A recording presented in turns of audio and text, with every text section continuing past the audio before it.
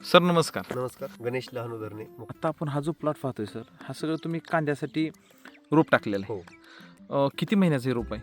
आता हे 30 दिवसांचं. 30 दिवसामध्ये जर पाहिलं सर, ग्रोथ अतिशय सुंदर आहे. म्हणजे खाली जर बघितलं, क्वालिटी कॅनॉपी आणि त्याची जर दाण म्हणतो आपण, तो सुद्धा खालचा अगदी सुंदर आहे. काय काय केलं याच्यासाठी?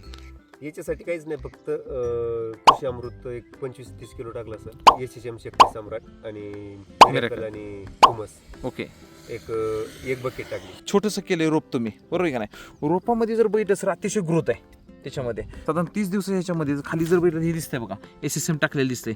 छोटं छोटं SSM आणि कृषी अमृत आहे याच्यामध्ये. काय वाटतं हे रोप पाहून, तुम्हाला काय वाटतं?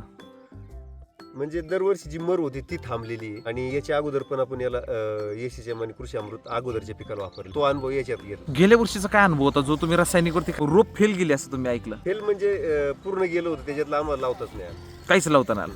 आणि यंदा काय वाटतं हे रोप पाहून, काय वाटतं यंदा सर म्हणजे त्याच्यामध्ये? फेल नाही, काही नाही, हा. आणि व्यवस्थित आहे अजून. आणि दाट बघा ना किती जबरदस्त आहे आणि उत्तम प्रकारची क्वालिटी.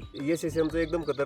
गेल्या वर्षीचा कांदा अजून माझा स्टॉकला आहे. आणि विशेष म्हणजे त्याच्यामधला काही कांदा जो आमचा रानामध्ये भिजला 2 महिने कंप्लीट पाण्यामध्ये होता, तरी तो पण फक्त वरची साल्ट खराब झाली होती. दुसरं नाहीतर काहीच हाय नाही. बाकी काहीच नाही झालं. काय सांगाल जे शेतकरी आहे त्या सगळ्या शेतकऱ्यांना कांद्याच्या रोप बद्दल ज्यांना टाकायचे अशा सगळ्या शेतकऱ्याला तुम्ही काय सांगाल? सॉइल चार्जर टेक्नॉलॉजी वापरलीच पाहिजे. एकदा तरी वापरून पहा. एकदा तरी वापरून पाहिले. आता गेल्या वर्षीच्या अनुभवावरून मी पहिल्यापासून रोपापासूनच चालू केलं. खूप खूप धन्यवाद सर. थँक्यू. थँक्यू.